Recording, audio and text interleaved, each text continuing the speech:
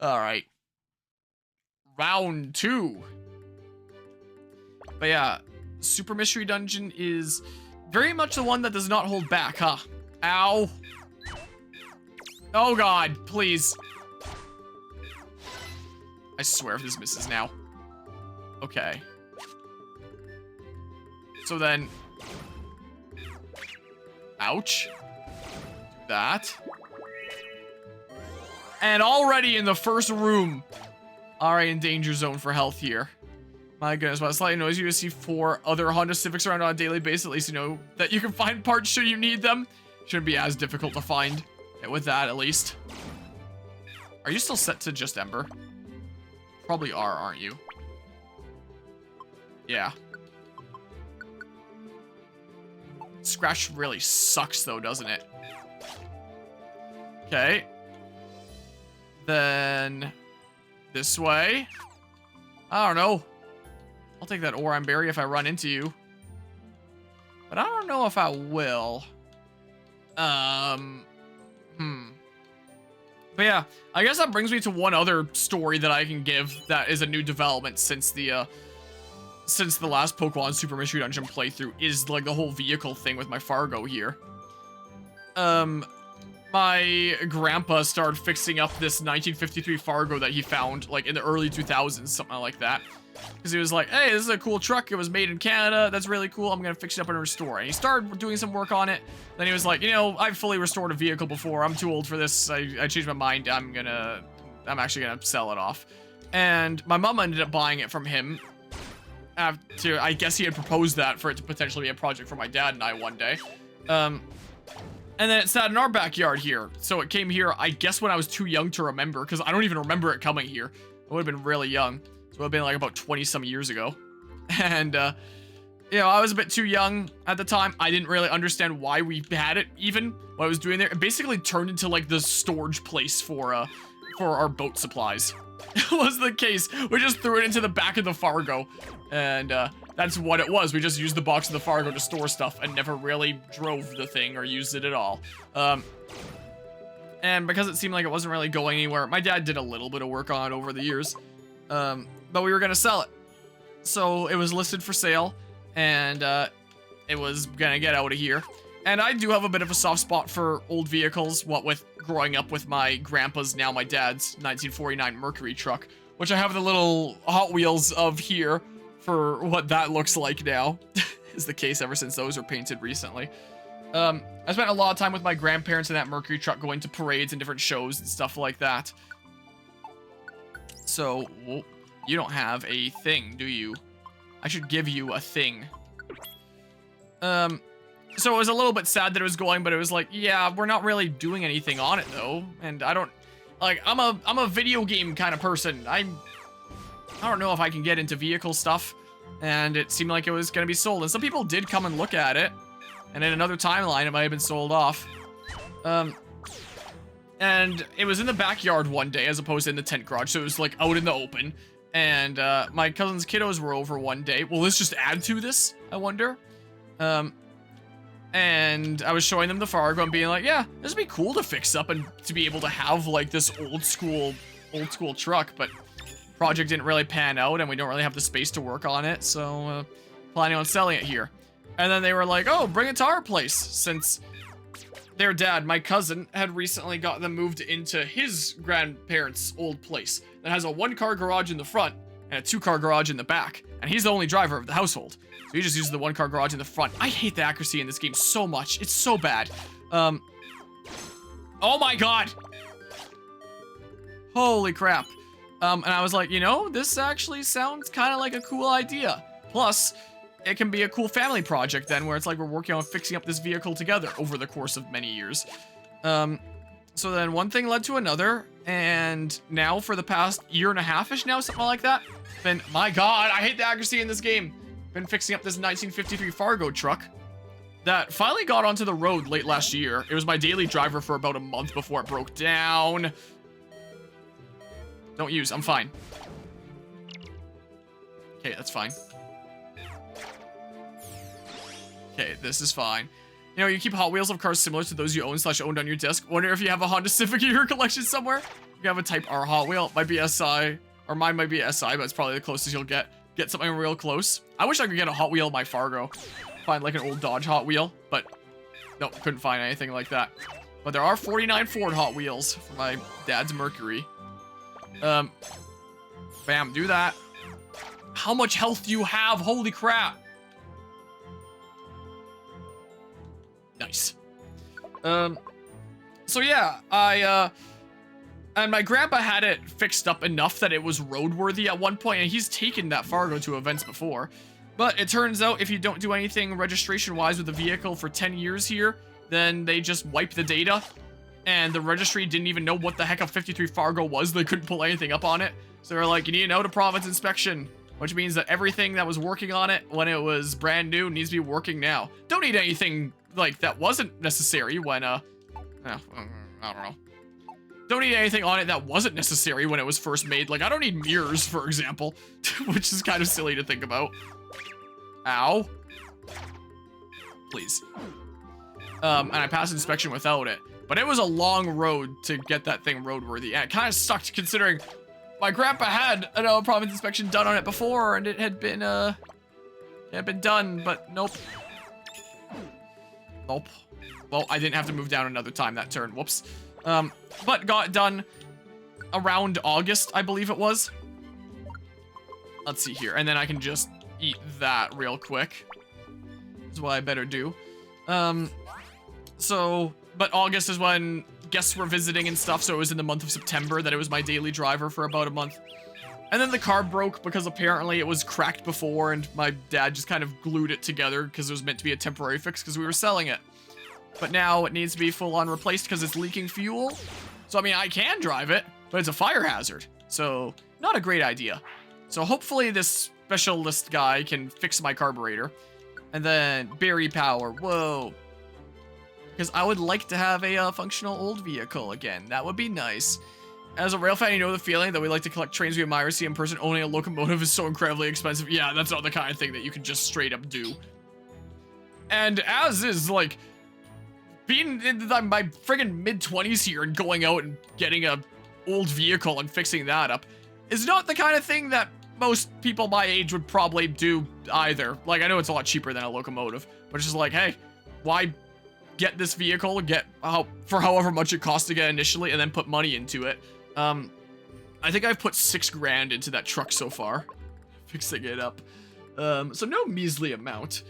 And it will continue to be even more and more that gets put into it. So, yeah, that gets expensive. But I would not go out and just buy some old vehicle to start fixing up. There was just the opportunity with this one, and I had interest in doing it, and I was like, hey, Mom, can I have that old truck? And she was like, sure. So I got it for free. And boost your attack. Oh, that could be cool. Probably won't use it for a little bit, but yeah, maybe better than Tail Whip. Yeah. No. I'm getting my buttons mixed up here. But yeah. Yeah, and yeah, millions there. You have to be like uber rich if you want to do that. That's the case. There's so many cars you'd have if you're rich, and funny enough, none of them would say Ferrari on them. Alfa Romeo 4C comes to mind. I'm unfamiliar with them myself. Though you're happy to own and have experienced the vehicles you have, from a 1986 Firebird Trans AM, that's pretty cool, with under 10,000 miles, to building the 1979 Ford pickup, to a wacky subcompact Italian that is absolutely juice. Experience some cool cars. Yeah, that is pretty neat. But yeah, though you could always build your own. Live stream is a thing for a reason. Just build your own locomotive there. Do you mind, good sir? Could you maybe not? Oh, you're sniping someone over there?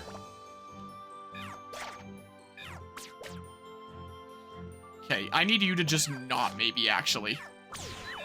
I don't think we're getting that, Emera. I don't think that's happening. Okay, whatever. You're sniping someone else now? Holy crap, what the heck? Reposition here. Oh, please don't kill me. Please don't kill me. Oh. Okay. Just do this. Come on, punch. Held the A1 steam locomotive. People have done it. Held the A1 steam locomotive. Trust built a standard gauge mainline steam locomotive, and they're doing it again. Oh, geez. At some of the car shows that I've gone to, there have been people that made their own cars that they bring to these events and stuff, which is pretty cool. Okay, and then Nom. I use the elixir, but I think the immediate next floor is the boss floor, which will fully restore us anyway. Okay, the build models are all scraps or reviving dead classes. That's pretty cool. Helps keep history alive and stuff then. That's one of the things that I kind of like about my Fargo project, is it helps keep history alive and like a time that is very different than driving today. So it's fun to give people rides in that and just be like, yep, there's no seatbelts here. There's no real safety features much at all. Manual 3 on the tree where I have to shift around there on the column. I completely forgot I had Fate, I'm gonna be honest. This is fine. The fact that if I want to start it, I gotta pump the gas a little bit, I gotta turn the key, I gotta pull up the throttle a little bit, I gotta pull up the choke a lot, fire it up, and then once it starts turning over and going, then I can slowly push the choke back in and take off the throttle as it starts to warm up. Like if that thing isn't super warm, like I'm not continuing to give it gas or I don't have a decent bit of throttle with it, then it will just stall and die, is the case. So, I kind of need to give it a little bit of gas. I should adjust the screw on the side of the carburetor. There's a screw on the side of the carb that you can adjust that adjusts how much fuel it gets, like, by default as the trickle. Maybe I'll adjust that screw this season, so I don't have to, like, wait for it to warm up for 5 minutes before I can drive it. Just give it a little bit more gas. Wow, sweet. So that's an issue that I can't actually fix. But yeah, a very, very different thing there. And it's fun to show that in just like the different times and keep the history alive. Like some people like to just change it to be modern stuff. So it's like you've got like a modern, really nice vehicle under like a classic body. That's what my cousin's doing with his 67 Fargo. I mean, he bought it from a friend of his where it was already not the original stuff underneath the hood. It was already something a little bit more modern. And I think my dad was telling me recently that he took the engine out and he's putting a Hemi in there now, like a more modern Hemi. My dad drives a 2019 Dodge truck, and I think he was telling me that the engine that my cousin is putting into his 1967 Fargo is the same Hemi engine as what is currently in his 2019 Dodge. So like he's putting something a lot more modern in there. And apparently he's thinking about changing out a lot more parts later to really, really up the horsepower in that thing and get a lot of oomph out of this 67 Fargo, which is kind of really funny to imagine that like this classic thing from the 60s looks like it's just right from the 60s, but it's just got like some insane oomph, like a lot more than even a lot of modern vehicles on the road. So yeah, that'll be interesting to see how that plays out. So yeah, we're back and stuff. But I'm not, as long as my engine works in my Fargo, I'm keeping it original. So it's like when you hop in that and you're driving around and riding, it's like you really are going back to like the driving / riding experience of the 50s. Hop into like the little time machine there, and it's really cool to take people for rides and have them be like, whoa, this is so weird, you know, with how much stuff is different compared to modern vehicles. As funny as an idea of it is as having something really oomphy in there.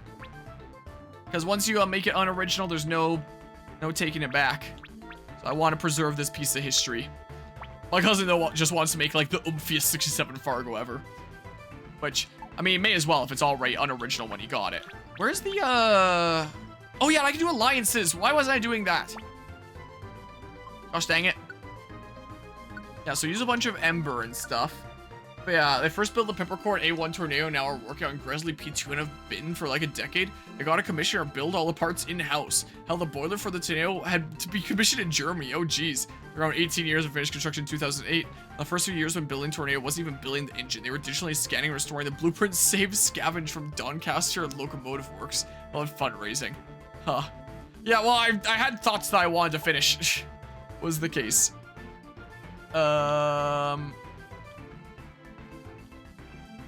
If I were to, would I lunge over to them?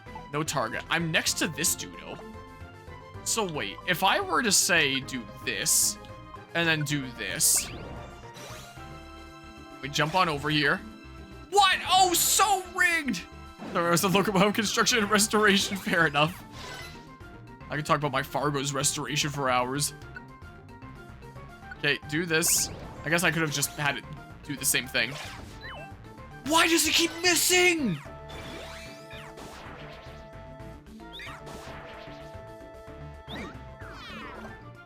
Okay. Do it, please. There. My goodness gracious. Oh god, they're gonna get so evasive. This is gonna suck. Yeah, I know, but like the amount by which I'm missing is absolutely insane. Okay, so then I want... Here, wave this at that Beedrill. Oh, never mind. This is insane. Gotta remember how hard Pokemon Super Mystery Dungeon is. Oh my god.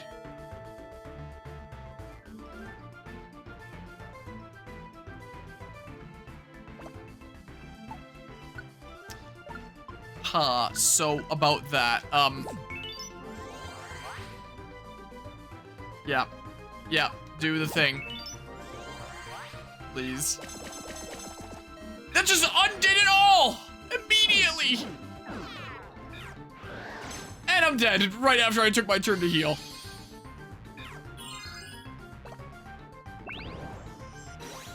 What even? They'll reposition us a little bit. You've got to be kidding me. I'm dead again.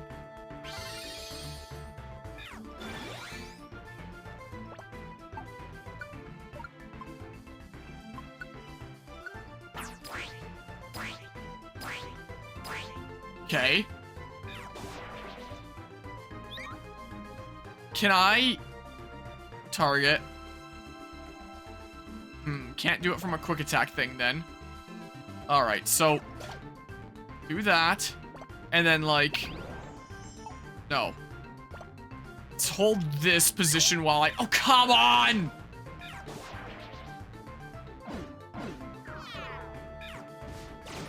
Okay, nice. Okay. Do this. Hop to the other side. Get out of here. Nice if I can face them one-on-one. Here. Is that gonna warp Klexos' account diagonal? It does not. Okay. So if I shove you up there... Okay, this did not work out the way that I hoped it would. Not quite. Okay, so... Oh, that's a better position now for Klexos. I wish you could control where the position was. Okay, so like... I can do this. Does... Oh, that didn't get rid of your protect. Come on! Yeah, bite Ember. Come on! Well, that was good enough there, I guess. Alright, so then... Do this. And then... I mean, this will be super effective too. Embers... Whoops. No. Faint. Ember. Do it. Oh, come on! It keeps missing! Hello, hello, DS Shock Trooper. Come on. It just won't stop missing. There. Ugh. I used several reviver seeds in that, but, busy bee. Busy. Judging by your looks, you seem weak. But you are actually quite strong. We must end this quickly. Must hurry and make honey, BB. Must all attack at once, BB. Busy. Halt! Mistress Vespiquen. Mama! Beedrill, Combee, calm yourselves. Your opponents are mere children. They are no thieves. I hope you can forgive such a rude welcome. This happens to be our honey-making season. We are terribly busy during this time, and everyone's emotions tend to run hot. I'm afraid that you have come at a rather dangerous time. I do hope you understand. Are you... I am Vespiquen. I am the Queen of Nectar Meadow. What, the Queen? Well, I may be Queen in name, but I'm more like a manager in function. Your Majesty, I came here because I wanted to get some honey, and it's always capitalized. So you are a thief! Calm yourself. I take it this is how you found yourselves in the fight I interrupted? What good will come of repeating your previous mistakes? I brought my allowance and all. My mom has been looking kind of pale lately, and she's always tired. I heard that the honey you make is really nutritious. I thought that if my mom could have some honey to eat, she'd surely get better. So that's it. You are a very sweet and considerate child. First, we're gonna give Badoo some honey. We do not need any of your poke. You may have this as a gift from me. Really? Thank you so much. Now hurry back to your home, child. I do hope your mother will recover. Yeah, I would love to save my game here. Speaking of Pokemon, I saw this awesome video of Palworld. If it was a Nintendo DS game, like a demake show, well, not a real demake, but like a animation of what a demake would look like there. Sounds interesting. There, second boss cleared. Sweet. You had a great adventure today. I won't go on too much longer, but I'll do a smidge more.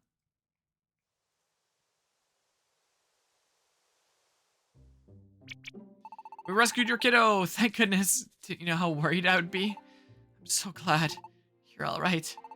Mom, I brought you some honey. Eat it all up and get better, okay? Thank you, sweetie. But please, from now on, don't go anywhere dangerous without me. I want in on that shit. Okay, Mom. Thank you both so much for what you did. Thanks to you, my child is home safe. Please, take this with my thanks. Received perfect apple. Don't tell Wigglytuff. Got a weather looplet. Received guiding wand. It was sent to the deposit box. Received pure seed. It was sent to the deposit box. I'm so grateful that you would worry about my Badoo and go to save her. But you're also children yourselves. Please try not to be too reckless. I'll take Badoo home now. Thanks, Harmonia.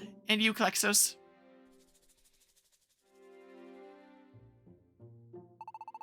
It's really good that we found Badoo before anything bad happened. In the end, we skipped school to do it, but I'm still glad that we went. It's gotten really dark now. If I'm too late getting home, Nuzleaf will probably chew me out. I guess I ought to start heading back. Hey, Harmonia? That story about you really being a human. Well, I believe it. What? Yeah, alright. I've decided. Harmonia, I want you to be my friend. Huh? Isn't that a bit blunt? And why does it sound like an order? No one believes anything you have to say right now, Harmonia. Wow, no punches pulled there. But that's the same way they treat me. So I really understand how you feel. It gets lonely when no one ever believes in you or what you say. But if you have even one friend who will believe you, then you'll be really happy. So, as two fellow outcasts that no one believes in, why don't we start by believing in each other as friends? See? Then all we have to do is get another friend, and then another, and another. And someday, we'll have more friends than we can count. Just like those stars up there. Yeah, that's what we'll do. So, Harmonia, be my friend. I mean, please be my friend. No, that's not quite it either. Sorry. I really hope that we can be friends. I promise to stand by you. So let's be friends. I'll be Klexos' friend. I mean, I know that this will be a loop, so I'm just curious what happens if I say no. No, if I said that now, how would Klexos react? I shouldn't act like that. I don't think Klexos could take a joke like that. Even if I said it was a joke afterward, I'd probably just end up feeling bad. Harmonia, please, be my friend. Yes. Really? You'll really be my friend? Alright, thank you, Harmonia. From today on, we're officially friends. Oh, I know. Let me see. Here they are. Harmonia, I'll give you one of these. Are these scarves? Yeah, I have 2 of them. My old pops found me when I was just a baby, see? Apparently, I was all wrapped up in these scarves. So I've always held on to them. I want to show you that I appreciate your being my friend. So I'm giving you one. Here, why don't you try putting it on? What? Oh? Oh? Harmonia, it totally suits you. It looks really good, really. I say we both look pretty spiffy, huh? Yeah, the scarves in this game actually are really cute. At any rate, these scarves will always be the proof of our friendship. Wow, it's gotten really late. Let's head home, Harmonia. Oh, and I'll come by your place in the morning so we can walk to school together. So, see you tomorrow.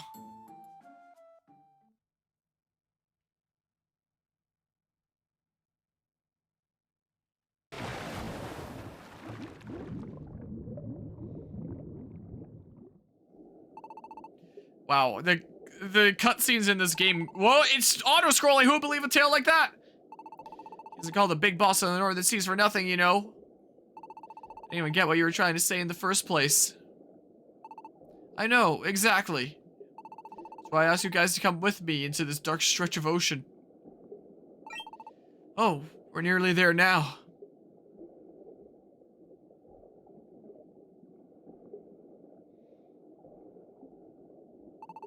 What is this?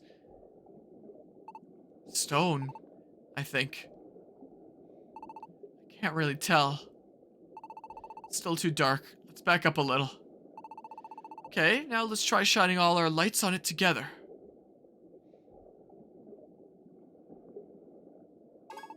What in the... Are you serious? It can't be. No way. Wailord. Wailord has... turned into stone? Spooky.